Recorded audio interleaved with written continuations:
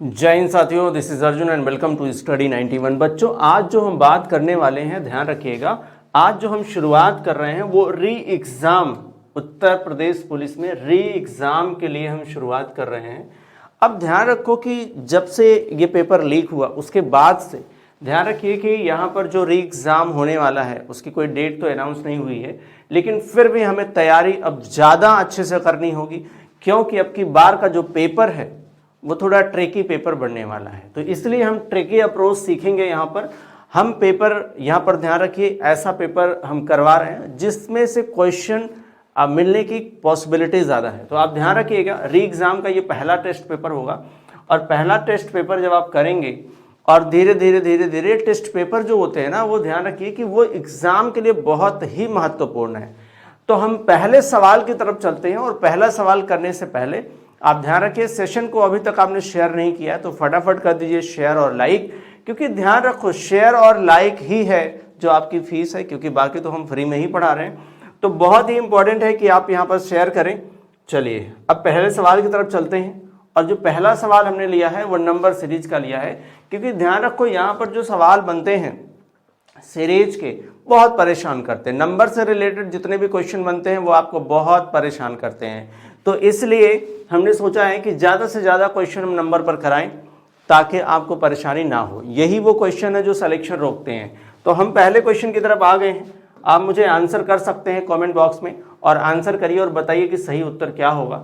और मैं आपको एक बात बता दूं, बहुत सारे लोग कमेंट करते हैं कि सर लाइव हैं और बोल नहीं रहे हैं, नाम नहीं ले रहे हैं, या आप बता नहीं रहे हैं। तो मैं आपको बताऊं कि वीडियो लाइव नहीं है, तो वीडियो लाइव नहीं है, ये हम अभी वीडियो जो रिकॉर्ड कर रहे हैं वो आपकी वीडियो पड़ेगी। तो अब यहाँ पर ध्यान रखिए, ऐसा नहीं है कि हम आपके कमेंट्स नहीं देखते हैं, आप अपने प्रॉब्लम्स शेयर कर सकते हो, हम उसका जवाब देने की कोशिश बिल्कुल करेंगे, ठीक है।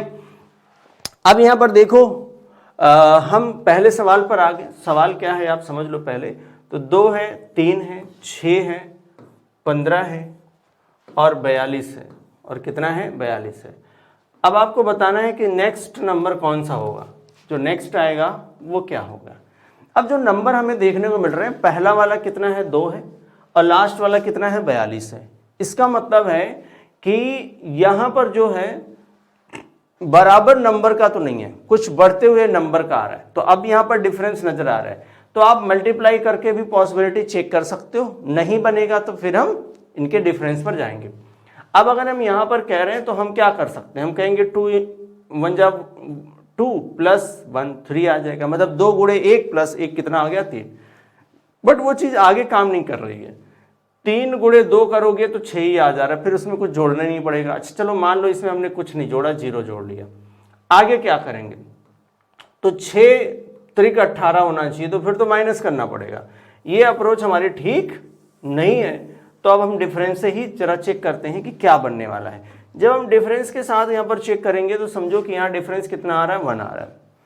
आगे अगर हम देख रहे हैं तो डिफरेंस कितना आ रहा है 3 आ रहा है।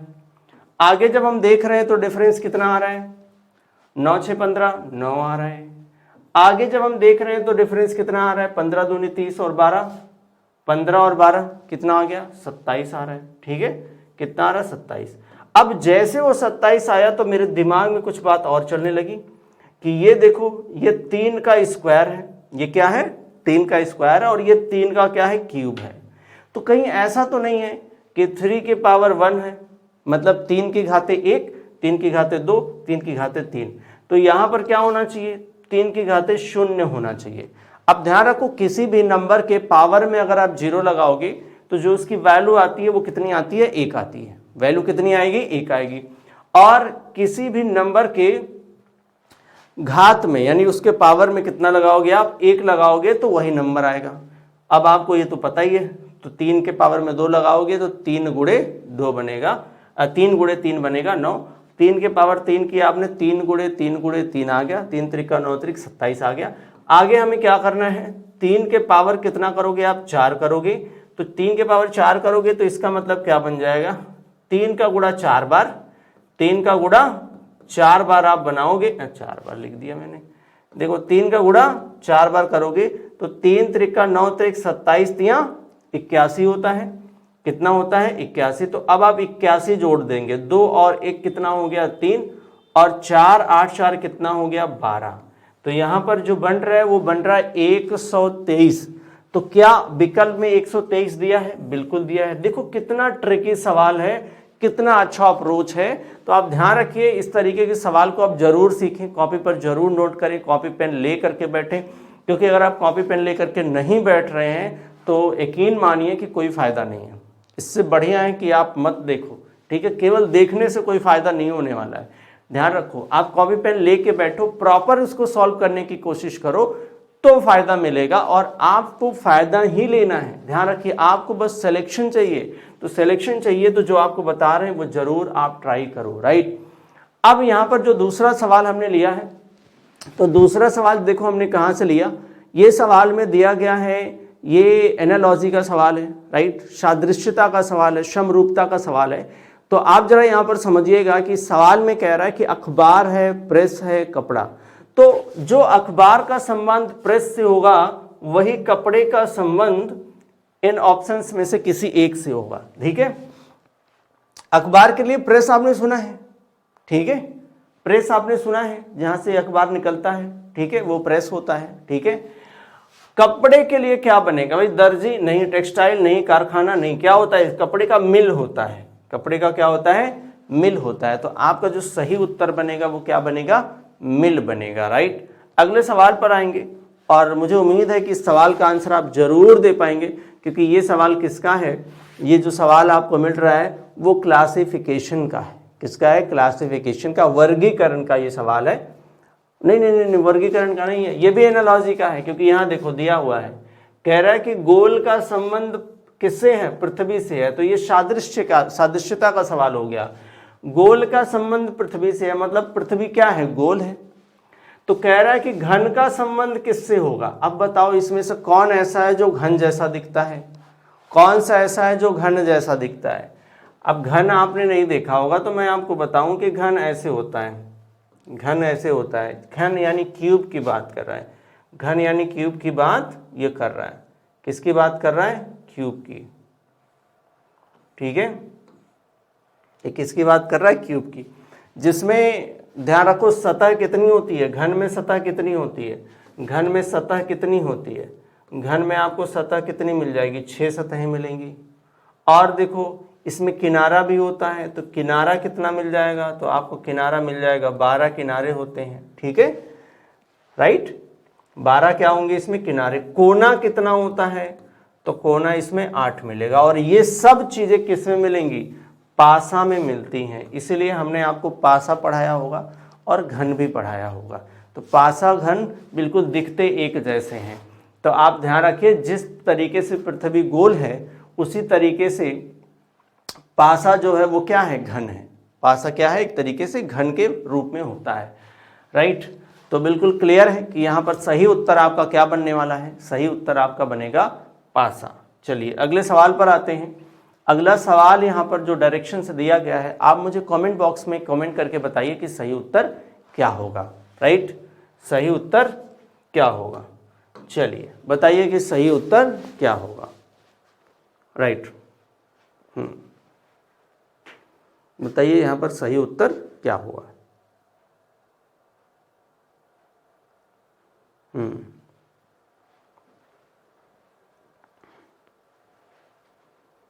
देखिए, देखो आप अगर यहाँ पर इस क्वेश्चन को पहले कर लेते हैं। कह रहा है कि अजय, विजय, रमेश तथा महेश कैरम खेल रहे हैं। कैरम, कैरम कितने लोग खेलते हैं? तो कैरम मैक्सिमम 4 लोग खेलते हैं, ठीक है। कैरम आपको ऐसे दिखाई देगा, राइट, ऐसे कैरम होगा। कैरम खेल रहे हैं, मैंने कैरम तो नहीं बनाया लेकिन कुछ ऐसा ही बनाया है। कह रहा है कि अजय, विजय, रमेश तथा महेश कितने लोग हो गए? 1 2 3 और 4, 4 लोगों को खेलेगा। पार्टनर है। महेश रमेश के दाएं हैं। देखो जो इसमें पार्टनर होता है वो आमने सामने बैठता है, तो क्वेश्चन कैरम पर पूछेगा। क्वेश्चन जो है आपका ताश की पत्ती खेलने वाले पे पूछेगा, ठीक है। तो इस पर क्वेश्चन बनता है। तो कह रहा है कि महेश रमेश के दाएं है। तो मान लो कि यहाँ पर कौन है? रमेश है। तो रमेश के दाएं, दायां तो इधर ही होगा, ये दायां होगा, कौन होगा, दायां होगा, ठीक है, दायां होगा। तो महेश रमेश के दाएं है, ये महेश है, महेश कौन है, महेश, महेश रमेश के दाएं है, तथा रमेश का मुख पश्चिम की ओर है। रमेश का मुख किधर है, पश्चिम की ओर है। अब भाई हमें दूसरा बना करके यहाँ समझाना पड़ेगा आपको। देखो आप ऐसे है, ऊपर की तरफ उत्तर है, नीचे की तरफ दक्षिण है, इधर पश्चिम पूरब है और इधर आपका पश्चिम है। क्या है, इधर पश्चिम है।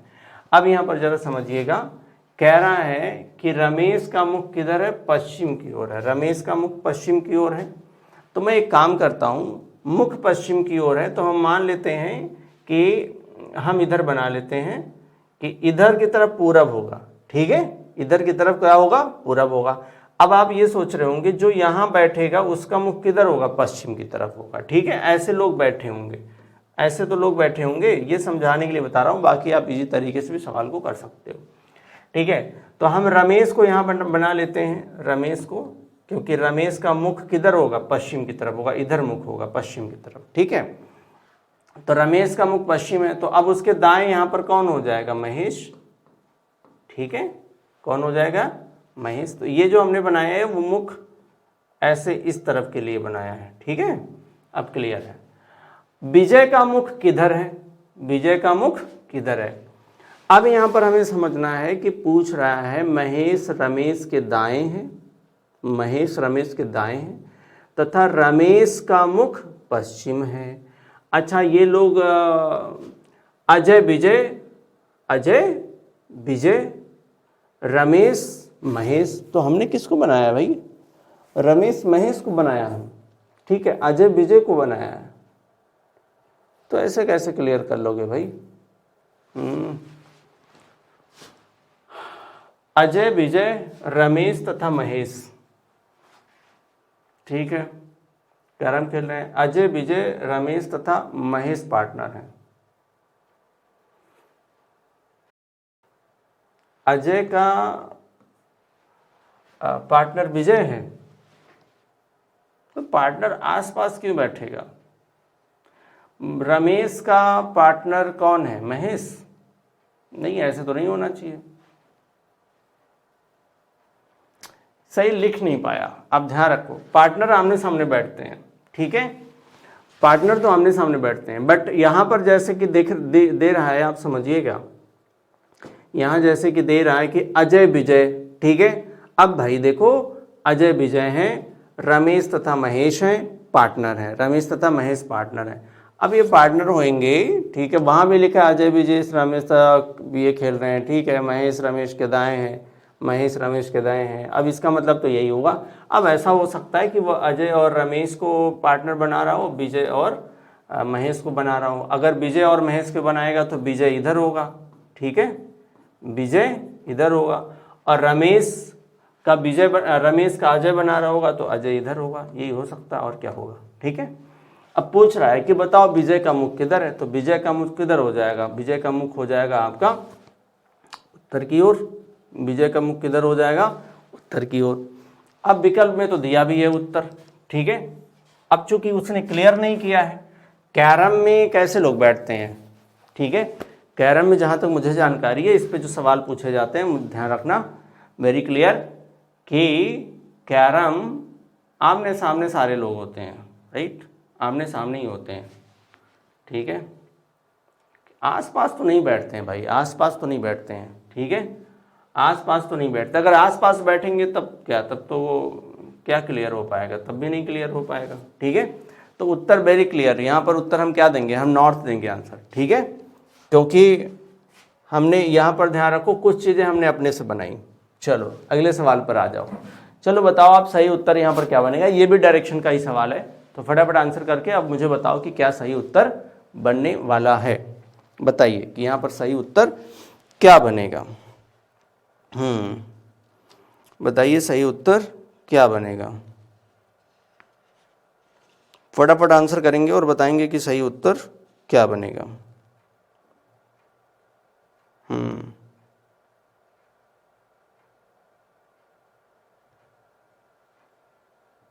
बताइए।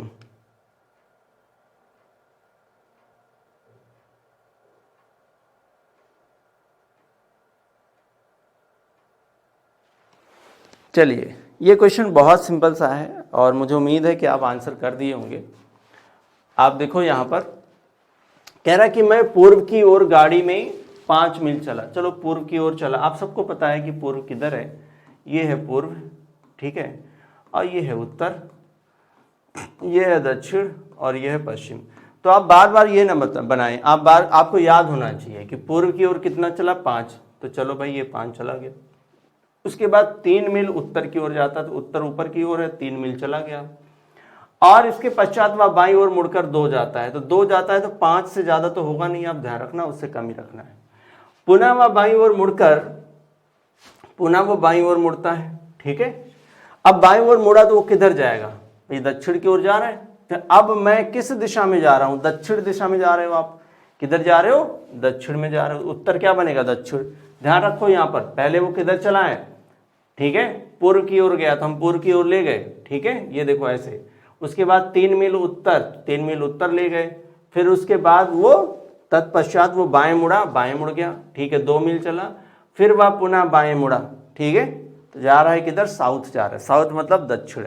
उत्तर भी क्या आ जाएगा, उत्तर आएगा आपका दक्षिण। चलो अगले सवाल पर आ जाओ।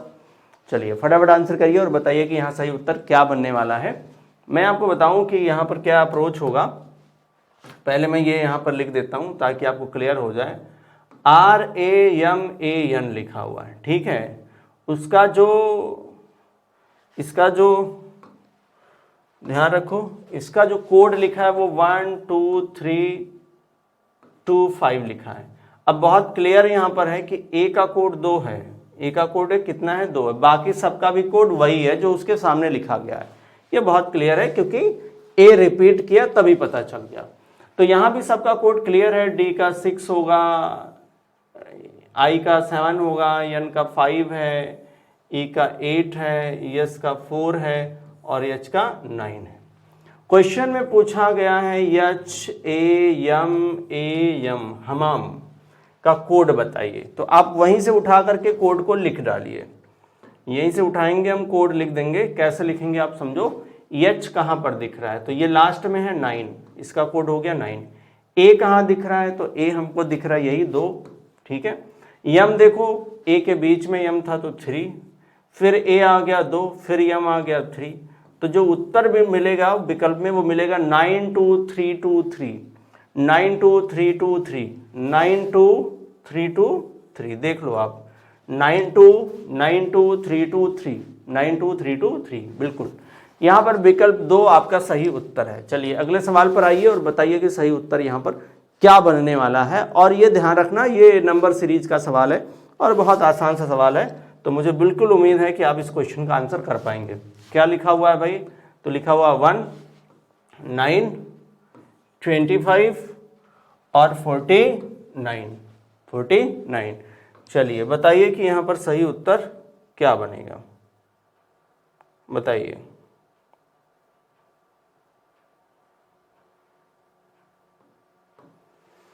देखने से ही पता चल रहा है कि ये 7 का स्क्वायर है, ये 5 का स्क्वायर है, ये 3 का स्क्वायर है। तो सिंपल आप इसको 1 का ही स्क्वायर बनाओगे। और आगे देखो ये कैसे नंबर हैं, तो ये नंबर हमको ऑड नंबर दिख रहे हैं। कैसे नंबर दिख रहे हैं, ये ऑड नंबर दिख रहे हैं, यानी ये विषम संख्याएं दिख रही हैं। कौन सी संख्या, विषम संख्या। 1, 3, 5, 7 आगे 9 होना चाहिए। क्या होना चाहिए, 9। और अगर 9 है तो 9 का स्क्वायर कितना, अच्छा 2 नंबर बताना है, कोई नहीं।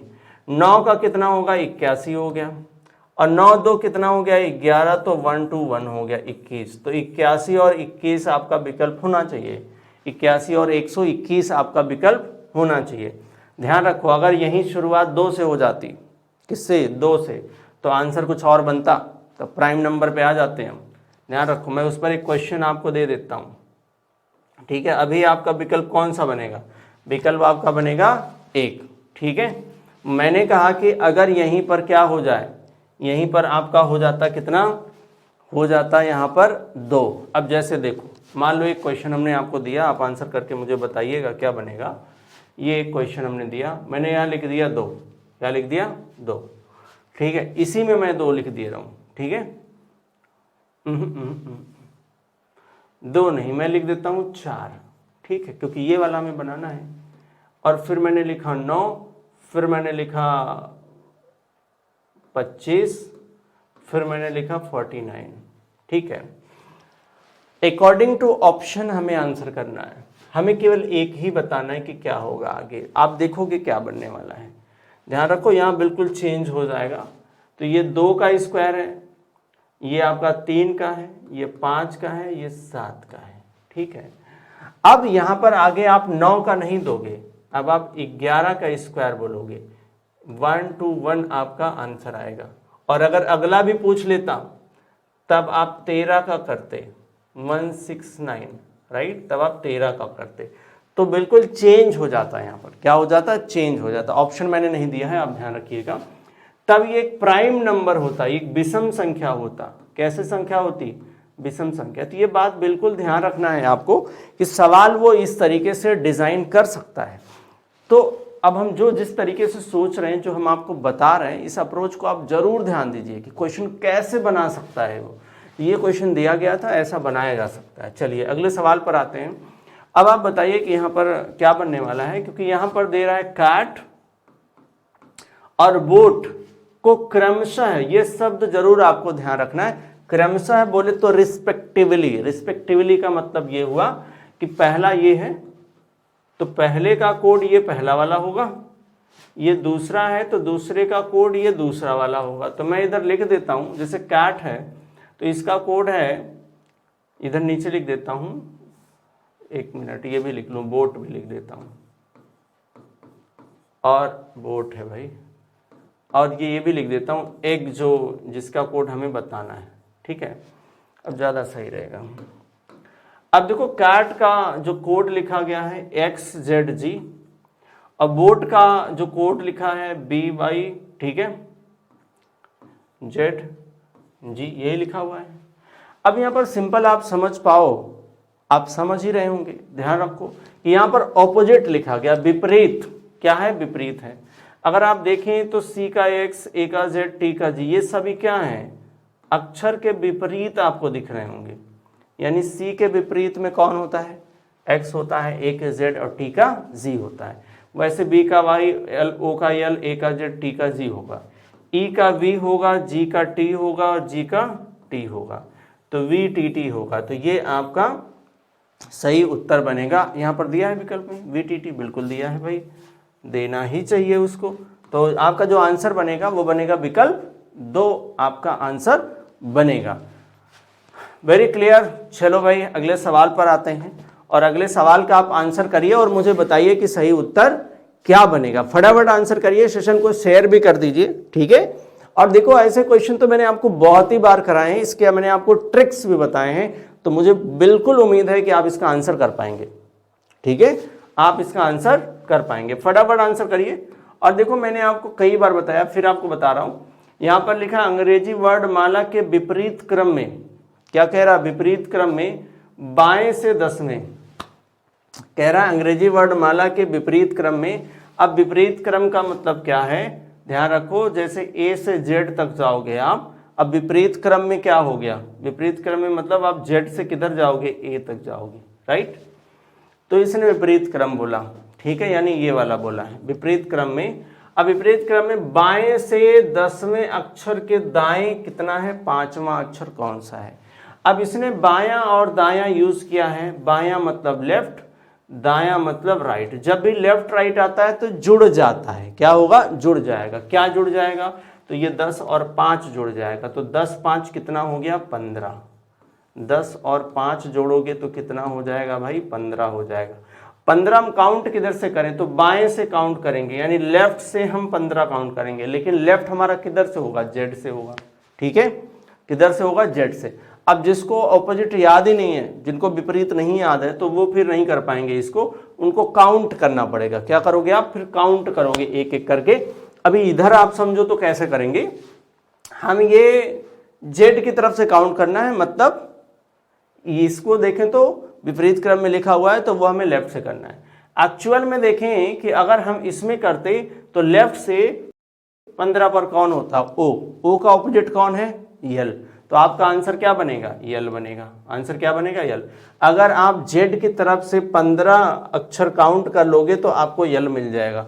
सो यहाँ पर जो आपका विकल्प बनेगा वो क्या बनेगा? वो बनेगा यल। क्या बनेगा?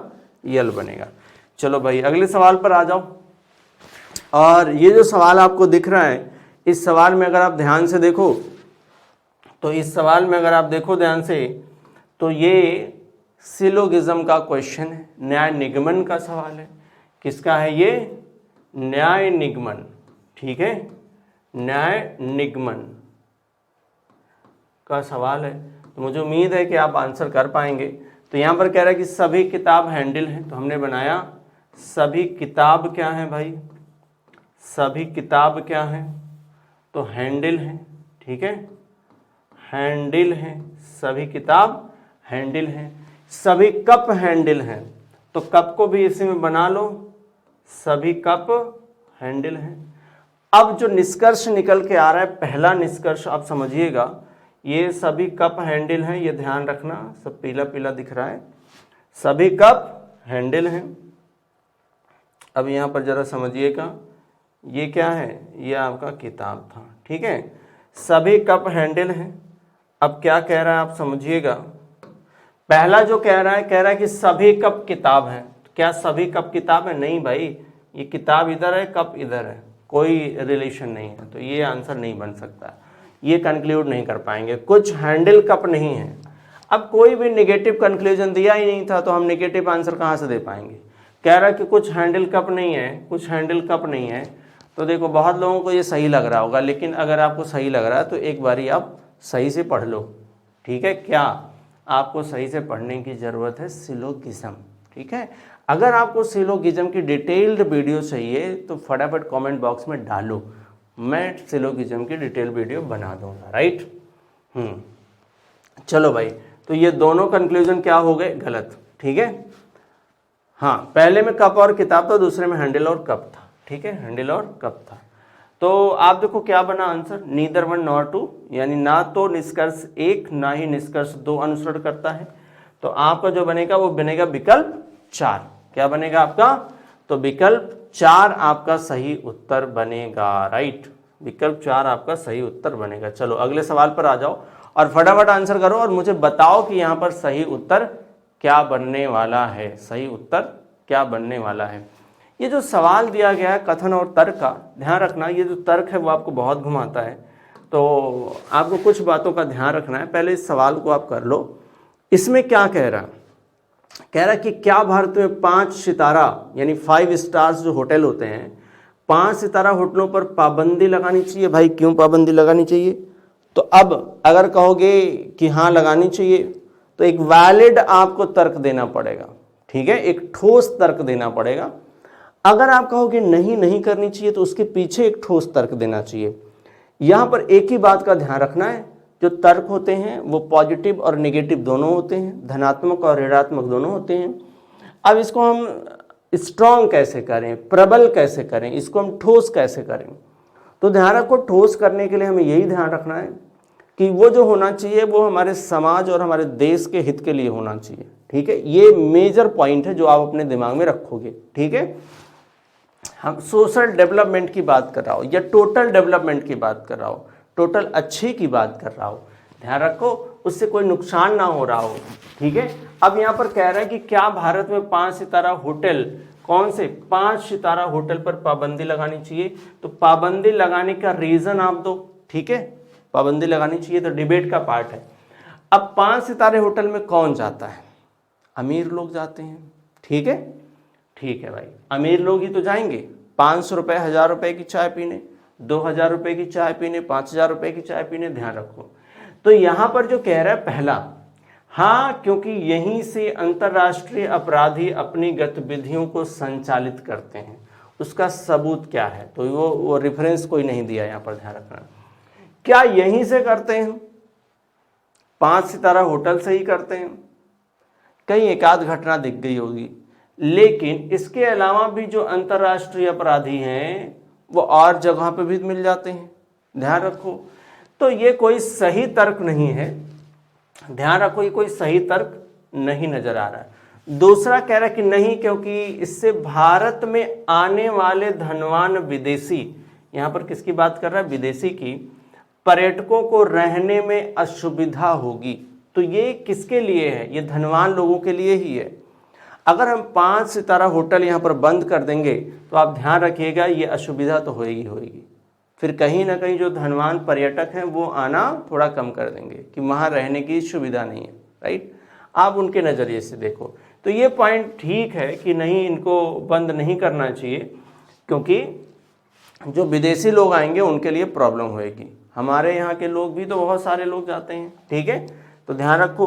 तो यहाँ पर दूसरा तर्क जो है वो प्रबल है, दूसरा तर्क आपका क्या होगा, प्रबल होगा, राइट।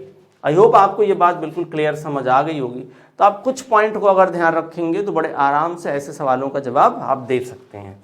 चलिए अगले सवाल पर आते हैं, फटाफट आंसर करिए इसमें। और ये सवाल तो हमने बहुत अच्छे से पढ़ाया है, और जो लोग ये क्वेश्चन नहीं देखें तो आप ध्यान रखिएगा, आप प्ले लिस्ट में जाइए, ठीक है, प्ले लिस्ट में जाएंगे तो आप वेन डायग्राम से मिल जाएगा टॉपिक, आप उसमें आराम से देख सकते हैं। तो हमारी प्ले लिस्ट कैसे आप देख सकते हो, तो ध्यान रखो आपको सिंपल लिखना है, ठीक है, रीजनिंग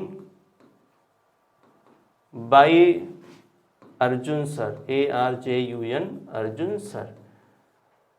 आप 91 भी लगा सकते हो, ठीक है, 91 लगा सकते हो, या स्टडी 91 लगा सकते हो। तो ध्यान रखो अगर आप ये लगाते हो तो आपको प्लेलिस्ट मिल जाएगी, आप प्लेलिस्ट में जा करके वॉच कर सकते हो। और अगर ध्यान रखो आप हमें टेलीग्राम पर भी फॉलो कर सकते हो। तो आप टेलीग्राम पर जाओगे तो ये आपको क्या करना है, simple reasoning by Arjun sir ही लिखना है। अगर इतना लिखोगे टेलीग्राम पे तो हमारा चैनल आ जाएगा, आप उसको ज्वाइन कर सकते हो। डेली वीडियो की अपडेट्स हम उस पर दे देते हैं, राइट। चलिए इस सवाल को अगर हम करें तो ध्यान रखना, इस सवाल में क्या है, इस सवाल में क्या कह रहा है, ध्यान रखो। इस सवाल में कह रहा है कि ऐसे क्षेत्र जो निजी क्षेत्रों को दर्शाते हैं। आप पहले यहाँ पर समझिएगा कि यहाँ पर निजी क्षेत्र कौन है, तो निजी क्षेत्र वाला ये ट्राइंगल है यानी त्रिभुज। सरकारी कौन है, तो सरकारी ये चतुर्भुज दिख रहा है आपको, आयत वाला। ये जो आपको सर्कल दिख रहा है यानी गोला, वो अर्ध सरकारी क्षेत्र है। तो कह रहा है कि ऐसे क्षेत्र जो केवल निजी क्षेत्र को दर्शाते हैं। केवल निजी क्षेत्र का मतलब क्या है, तो देखो निजी क्षेत्र को तो आपको पता है कि ये निजी क्षेत्र है, ये क्या है, ये निजी क्षेत्र है भाई, ये निजी क्षेत्र है। तो केवल निजी क्षेत्र कौन है, तो ये जो 3 है ना वो केवल निजी क्षेत्र है। ये इसको अगर आप देखोगे तो ये सरकारी आ जाएगा, थोड़ा ये सरकारी भी है और निजी में भी आएगा, ठीक है। तो इसको आप तुलना मत करना, जो सरकारी है और निजी में है वो अर्ध सरकारी हो जाएगा, नहीं, अर्ध सरकारी का क्षेत्र ये अलग है, ठीक है। जैसा बोले वैसा समझो आप। निम्नलिखित से कौन सा अंक द्वारा उस क्षेत्र को निरूपित किया जाता है, तो 3 है, वो क्या है, 3 है। तो विकल्प 4 आपका उत्तर होगा, यानी 3 जो है वो केवल निजी क्षेत्र है। कैसा है, केवल निजी क्षेत्र है। अगले सवाल पर आ जाओ आप। अगले सवाल में जो कह रहा है आप समझिएगा, कह रहा है कि कौन से अंक द्वारा क्षेत्र को निरूपित किया जाता है, ऐसे क्षेत्र जो अर्ध सरकारी, क्या कह रहा है, अर्ध सरकारी एवं सरकारी दोनों क्षेत्रों को प्रदर्शित करता है। अर्ध सरकारी और सरकारी, देखो भाई सरकारी तो ये है, ठीक है, ऐसे आप समझो, सरकारी तो ये पूरा है, अर्ध सरकारी ये है। तो दोनों को कौन निरूपित करता है, तो ये 4 जो है उन दोनों को निरूपित करता है, राइट। इन दोनों को कौन निरूपित करता है, 4, राइट। चलो अगले सवाल पर आ जाओ। अगला सवाल जो दिख रहा है उसमें कह रहा है कि ऐसे क्षेत्र जो पूर्णतः सरकारी क्षेत्र हैं। पूर्णतः सरकारी क्षेत्र कौन है, ये है भाई पूर्णतः सरकारी क्षेत्र, ठीक है, ये पूर्णतः सरकारी है। पूर्णतः सरकारी क्षेत्र है, निम्नलिखित में से कौन से अंक द्वारा निरूपित किया जाता है। तो अब यहाँ पर ध्यान रखना, पूर्णतः सरकारी, पूर्णतः सरकारी मतलब केवल सरकारी की बात कर रहा है। तो केवल सरकारी में कौन आ जाएगा, यही आएगा केवल सरकारी में।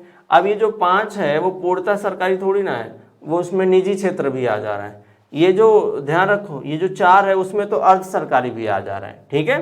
तो आपका पूर्णतः सरकारी कौन आएगा, एक ही लोग हैं जो पूर्णतः सरकारी में आएंगे, राइट। सही उत्तर आपका विकल्प 4 बनेगा। चलिए, आई होप ये वाली बात आपको बिल्कुल समझ आ गई होगी। तो अब जरा इस सवाल पर आ जाओ। कह रहा है कि द्रव है, क्या है? द्रव है, दूध है, नदी जल है, नदी का जल है। तो जो नदी का जल है वो भी एक तरीके का द्रव पदार्थ है, राइट। जो दूध है वो भी द्रव पदार्थ है। तो आप ध्यान रखो आप कैसे बनाओगे। आप विकल्प 2 पर जाओ, आप कहो कि ये द्रव्य है। ये क्या है? द्रव्य कह रहा हूं जी, ये वाला द्रव्य है। ये क्या है? द्रव है, ठीक है। और ये हो गया आपका नदी का जल। कौन सा जल? नदी का जल, ठीक है। और ये आपका हो गया दूध। ये क्या है? दूध है। तो आपका सही उत्तर कौन सा बनेगा? विकल्प 2 बनेगा, राइट। चलिए अगले सवाल पर आइए। अगला सवाल जो कह रहा है पृथ्वी, सूर्य और समुद्र। पृथ्वी, सूर्य और समुद्र। अब देखो पृथ्वी, सूर्य और समुद्र। अब अगर देखो तो पृथ्वी और सूर्य तो अलग अलग होते हैं, ठीक है। पृथ्वी, सूर्य अलग अलग होते हैं, लेकिन जो समुद्र है वो कहाँ है? समुद्र तो पृथ्वी पर ही है। समुद्र कहाँ है? पृथ्वी पर ही है। तो इसका मतलब है कि हम कहेंगे भाई देखो ये जो है वो पृथ्वी है। क्या है? पृथ्वी। और उसके अंदर कौन होगा? समुद्र। ये क्या है? ये है समुद्र। ये हो गया समुद्र। और ये जो होगा ये होगा आपका सूर्य। अलग है, सूर्य अलग है, ठीक है। सूर्य क्या है? ये अलग है, सूर्य बिल्कुल अलग है। तो हमारा सही उत्तर कौन सा बनेगा? सही उत्तर बनेगा विकल्प 3, राइट। सही उत्तर क्या बन रहा है? विकल्प 3 बन रहा है। चलिए अगले सवाल पर आते हैं। यहां पर इस सवाल को अगर देखें तो ये सब्स्टिट्यूशन कोडिंग का सवाल है। बड़ा सिंपल सा सवाल होता है, आप बस इसको एक बारी समझ लो तो आपको समझने की बाकी जरूरत नहीं पड़ेगी। एक विद्यार्थी ने हरे के स्थान पर नीला, नीले के स्थान पर हरा, हरा के स्थान पर पीला तथा पीले के स्थान पर लाल रंग भर दिया। रक्त का रंग क्या होगा? रक्त का रंग होता है, पहले ही आपको पता होना चाहिए, रक्त का रंग होता है लाल। क्या सबके रक्त का रंग लाल होता है? हाँ, सबके रक्त का रंग लाल होता है, राइट। आप भी सोच रहे होंगे कैसे सवाल पूछ रहे हैं। देखो आप, रक्त का रंग कैसा होता है? लाल होता है, ठीक है। अब यहां पर ध्यान रखो लाल का कोड क्या है, मतलब लाल को क्या किया उस विद्यार्थी ने? पीला लाल, लाल के स्थान पर उसने क्या भर दिया? तो लाल के स्थान पर उसने भर दिया था पीला। क्या भरा था? पीला, उधर आया है पीला। तो लाल का जो कोड है वो कौन सा है? पीला। इसका मतलब है कि रक्त का रंग कैसा होता है? पीला होता है, according to this question, right.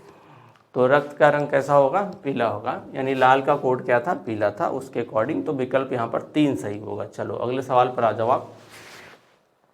अगले सवाल में कह रहा है कि किसी कूट भाषा में, मैं इसे लिख देता हूँ ताकि क्लियर हो जाएगा, DECEMBER, ठीक है, दिसंबर लिखा गया है, उसका कोड लिखा है। तो मैं कोड को नीचे लिख देता हूँ ताकि हम क्लियरली सही तरीके से इसको कर पाएँ।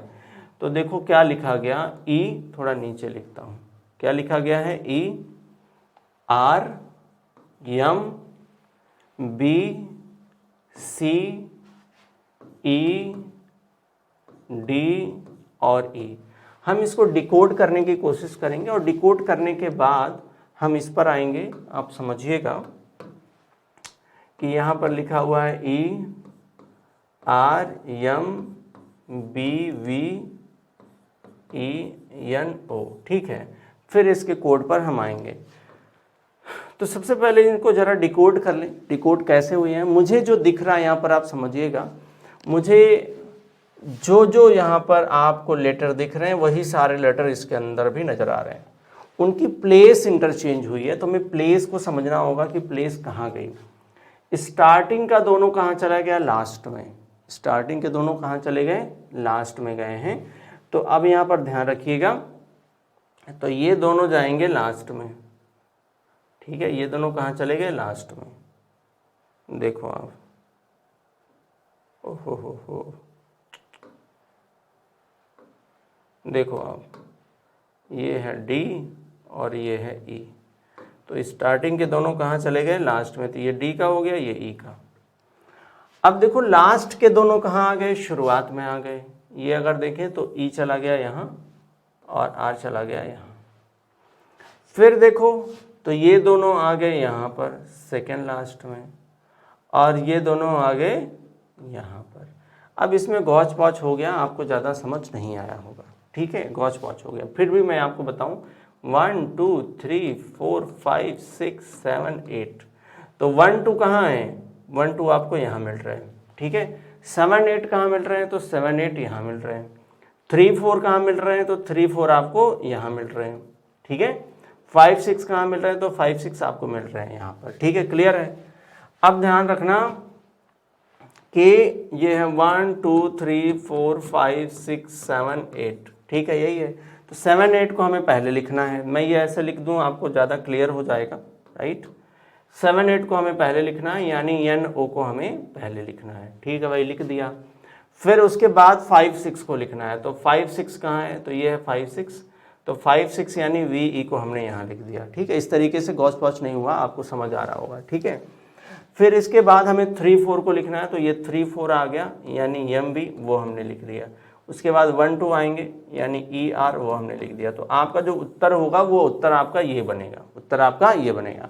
अब क्या है, N O V E M B E R, N O V E M B E R, आपका आंसर ये है, ठीक है। विकल्प आपका 3 यहाँ पर सही उत्तर होगा। चलिए अगले सवाल पर आ जाइए, फटाफट आंसर करिए और बताइए कि सही उत्तर क्या बनेगा। यहाँ पर कह रहा है स्टॉप के लिए कोड लिखा गया है, यस टी ओ पी, उसके लिए कोड लिखा गया है, इसके लिए 19, मैं इसलिए लिख रहा हूँ इसके लिए 19 क्योंकि वो हमारे समझ आ रहा है, ठीक है। ये है 15, ये है 16, तो ये सब क्या है, इनकी प्लेस वैल्यू है, ये इनका स्थान लिखा गया, क्या है, स्थान है। तो इनके स्थान है, तो कोड में क्या है, ये क्या बोला गया है, पॉट्स के लिए कोड पूछ रहा है। तो ये हो गया 16, ये हो गया 15, ये हो गया 20 और ये हो गया 19। तो ये आपको याद होगा प्लेस वैल्यू, तो कर दोगे 16 15 20 19, 16 15 20 19, 16 15 20 19, ये विकल्प 3 में है, 16 15 20 19, राइट। चलिए अगले सवाल पर आइए और बताइए कि यहाँ पर सही उत्तर क्या होगा। प्रीति का अरुण नामक पुत्र है, चलो भाई ठीक है। तो ये कह रहा है कि प्रीति का अरुण नामक पुत्र है, उसके पुत्र का नाम क्या है, अरुण, ठीक है। प्रीति का अरुण नामक पुत्र है। राम प्रीति का भाई है, तो जो राम है वो प्रीति का क्या हुआ, भाई है। नीता की भी रीमा नामक पुत्री है, नीता की भी रीमा नामक पुत्री है, चलो इसको अभी रखेंगे। नीता राम की बहन है, नीता कौन है, राम की बहन है, राम की बहन है नीता, ठीक है। अब आप पिछला डेटा ले सकते हो, नीता की भी रीमा नामक पुत्री है, नीता की रीमा नामक पुत्री है, ये उसकी पुत्री हुई। आगे कह रहा अरुण का राम के साथ क्या संबंध है, अरुण का राम के साथ क्या संबंध, किसका संबंध पूछ रहा है, अरुण का। तो अरुण कौन हुआ, ये है। राम के साथ संबंध पूछ रहा है, समझना। अब यहाँ पर समझो, राम के साथ संबंध पूछ रहा है, तो राम के बहन का पुत्र है, यानी सिबलिंग्स सन। अब पूछे तो सिबलिंग्स यानी सहोदर का पुत्र क्या होता है, तो बहन के पुत्र को क्या बोलते हैं, ऐसे तो बोलेंगे नेफ्यू, क्या बोलेंगे, नेफ्यू। नेफ्यू को क्या बोलते हैं, भांजा या भतीजा। तो यहाँ पर मेंशन होना चाहिए था भांजा या भतीजा, अरुण का पूछ रहा है ना, भांजा या भतीजा। तो यहाँ पर भाई भतीजा तो नहीं, भांजा लिखना चाहिए था, क्या लिखना चाहिए था, भांजा, ठीक है। स्लैश करके मैं लिख देता हूँ, आपका आंसर यही बनेगा, क्या बनेगा, भांजा या भतीजा। इसको अंग्रेजी में बोलते हैं नेफ्यू, क्या बोलते हैं, नेफ्यू, नेफ्यू, क्या बोलेंगे, नेफ्यू बोलते हैं, राइट, क्या बोलेंगे, नेफ्यू बोलते हैं, राइट। नेफ्यू होता है भांजा या भतीजा। तो आपका उत्तर विकल्प 2 होगा। अगले सवाल पर आइए। अगला सवाल अगर आप ध्यान से देखो तो अगले सवाल जो दिया गया है वो ब्लड रिलेशन का ही है। कह रहा है कि बी का भाई ए, बी का भाई कौन है, तो ए है, बी का भाई ए डी का पिता है। बी का भाई ए किसका पिता है, तो डी का पिता है, बी का भाई ए डी का पिता है, राइट। अब कॉमा यहां पर केवल लगा हुआ है, ठीक है।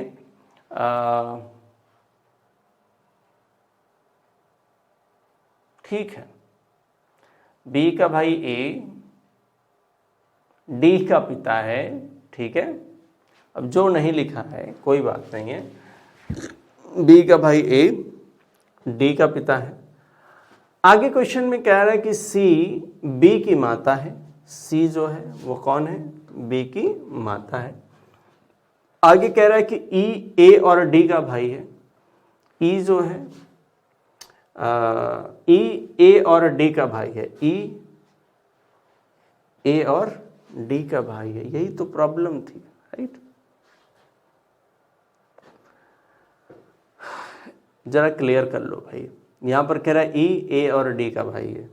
ई जो है वो किसका भाई है? ई जो है ए और डी का भाई है। ई जो है ए और डी का भाई है, ए और डी का भाई है। ई जो है ए और डी का भाई है, ए और डी का भाई है। तो वहां जरा हम कंफर्म कर लेते हैं, ठीक है। कंफर्म करेंगे तो कैसा बनेगा आप समझो। बी का भाई ए, बी का भाई ए, बी का भाई है ए, ऐसे लिखना चाहिए था कुछ, चलो ठीक है। बी का भाई ए, ठीक है। सेंटेंस सही नहीं लग रहा है यार, ठीक है चलो कोई नहीं है। अब मैं ऐसे देख लेता हूं, मान लो बी जो है वो पिता हो जाए किसका? डी का। डी का पिता है, ओहो देखो देखो देखो, यहां पर फुल स्टॉप नहीं लगाना चाहिए। फुल स्टॉप लगाने से हम खुद ही कंफ्यूज हो रहे हैं। देखो आप, बी का भाई ए, चलो भाई बी का भाई कौन है? ए है। कॉमा लगाया, चलो ठीक है। कह रहा डी का पिता सी, डी का पिता सी, यहां पर फुल स्टॉप था तो कंफ्यूजन तो होना ही है, फुल स्टॉप हमने हटा दिया। डी का पिता सी, डी का पिता सी है तो इसको डेटा को अभी हम आगे मेंशन करेंगे। बी की माता, ये भी फुल स्टॉप हटाता हूं, बी की माता ई, बी की माता ई, तो बी की माता ई, ठीक है। बी की माता ई, आगे क्या? अभी वो हम आगे मेंशन करेंगे। ए और डी भाई हैं, तो ए और डी कौन है? भाई हैं। तो भाई ए और डी कौन हुए? भाई हैं। ए और डी भाई हैं, ठीक है। ए और डी कौन होंगे? भाई हैं। तो ई का सी से क्या संबंध है उसके पहले ये भी क्लियर कर लो। डी का पिता है सी, डी का पिता है सी, तो डी का पिता कौन होगा? सी होगा, ठीक है। अगर डी का पिता सी है तो ये दोनों पति और पत्नी होंगे, राइट। तो फुल स्टॉप मैंने हटा दिया है सब जगह से लगभग, ठीक है। अब क्लियर आया क्या हुआ? यहाँ पर ए और डी भाई है, तो कह रहा है कि तो ई का सी से क्या संबंध है? ई का सी से क्या संबंध है? E is wife of C, right. E जो है वो सी की पत्नी है, क्या होगी? पत्नी होगी। देखो क्वेश्चन बहुत सिंपल था, सेंटेंस एरर होगा तो आप कंफ्यूज हो जाओगे, यहां पर ध्यान रखिएगा। बट वेरी क्लियर कि यहां पर हमने सही कर लिया। चलिए अगले सवाल पर आते हैं, ठीक है। चलिए अगले क्वेश्चन पर आते हैं। चलिए बताइए यहां पर कि सही उत्तर क्या बनने वाला है, राइट। फटाफट आंसर करिए कमेंट बॉक्स में, क्योंकि आप ध्यान रखिए इस तरीके के सवाल जो है हमने कई बारी कराए हैं, तो मुझे उम्मीद है कि आप इस क्वेश्चन का आंसर कर पाएंगे। चलिए बताइए। देखिए आप मिनिमाइज करके भी चेक कर सकते हैं, ठीक है। जैसे मुझे दिख रहा है कि ये मैं अगर करूं तो 4 3 12, 4 चौक 16 दिख रहा है, ठीक है, ठीक है।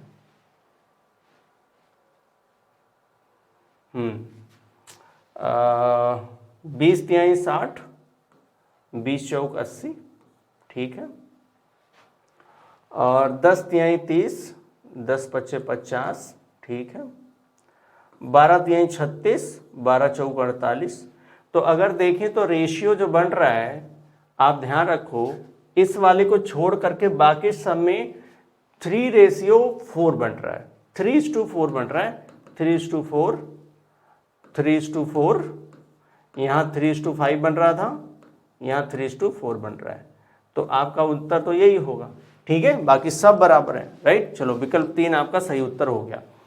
अगले सवाल पर आते हैं, तो इसमें जो कह रहा है छींक, हिचकी, जंभाई, अब सब ने ये सब काम किया होगा।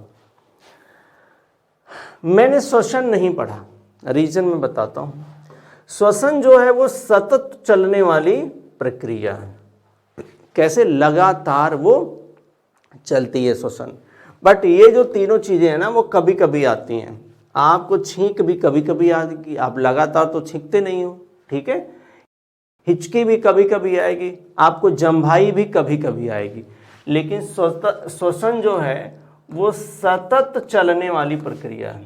सतत चलने वाली प्रक्रिया है, ठीक है, प्रक्रिया है, मतलब लगातार। सतत बोले तो लगातार, ठीक है, सही लिखा है हमने, ठीक है, लगातार चलने वाली प्रक्रिया है। चलो, इसका मतलब आंसर आपका बनेगा श्वसन बनेगा। क्या बनेगा? श्वसन।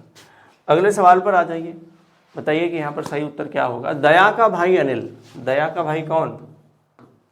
दया का भाई अनिल, ठीक है भाई, दया का भाई अनिल दया चंद्रा का पुत्र है। दया किसका पुत्र है? चंद्रा का। दया चंद्रा का पुत्र है, ठीक है। आगे कह रहा है कि विमान चंद्रा के पिता हैं। विमान कौन है? विमान चंद्रा के पिता हैं। रिश्ते में अनिल विमान का क्या है? रिश्ते में जो अनिल है वो विमान का क्या है? ध्यान रखना, चंद्रा जो है दया चंद्रा का पुत्र था, राइट। ये होगा पौत्र। क्या होगा? पौत्र। आप देख लो, जनरेशन से ही पता लगा सकते हो क्या बनेगा? पौत्र बनेगा। आपका आंसर कौन आएगा? पौत्र आएगा, उसके अलावा और कोई आंसर बनेगा ही नहीं। चलिए अगले सवाल पर आते हैं, और ये जो सवाल है वो लास्ट सवाल है। अब इसके बाद जो आपका काम रहेगा वो रहेगा सेशन को शेयर करने का काम रहेगा और लाइक करने का। आपने अगर लाइक अभी तक नहीं किया है तो लाइक करिए और शेयर करिए इस सेशन को, क्योंकि सब तक पहुंचाना है ये सेशन।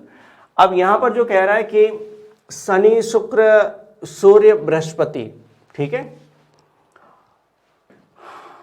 ठीक है।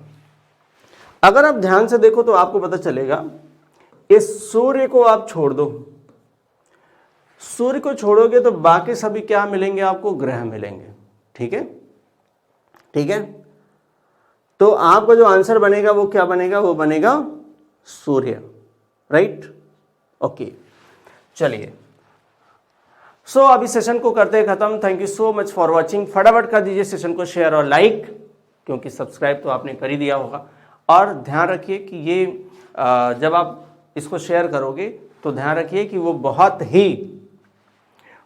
ही यहाँ पर एक पुण्य का काम आप कर रहे होगे, क्योंकि बाकी सारे लोगों तक ये सेशन पहुँचना चाहिए, और ये सेशन बाकी लोगों तक पहुँचेगा तो ध्यान रखिए कि कहीं ना कहीं सबको लाभ होने वाला है। तो ये एक सोशल वर्क भी है, तो फटाफट शेयर कर दीजिए सेशन को। Thank you so much for watching.